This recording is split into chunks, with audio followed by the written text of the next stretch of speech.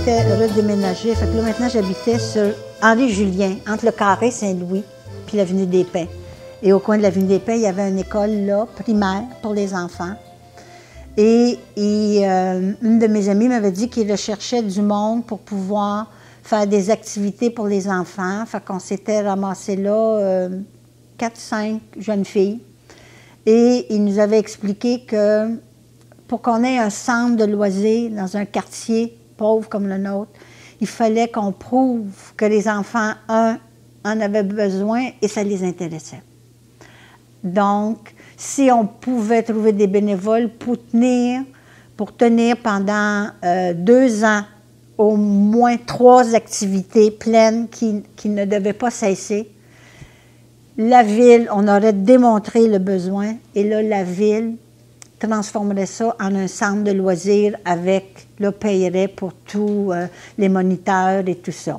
Donc, pour le moment, pour cet essai-là, ils payaient une personne pour s'occuper du centre et le reste, c'était nous, des bénévoles. Alors, moi, je suis embarquée là-dedans et pendant 2 ans, j'allais les samedis matins pour prendre la présence pour les cours de ballet. J'allais, en finissant l'école de 5 à 6 pour des animations de ballon et j'allais une soirée par semaine pour les cours d'athlétisme. Et on a toffé pendant 2 ans. Et après, ils ont déclaré qu'effectivement, le besoin était là, ça avait été prouvé et ils ont enfin transformé ça dans un vrai centre de loisirs pour les enfants de notre quartier. Avec des animateurs payés parce que nous, on ne pouvait plus faire l'affaire dans un vrai centre. Vous n'étiez pas assez loin? Ben non, on était juste celles qui avaient réussi à tenir à bout de bras pendant 2 ans.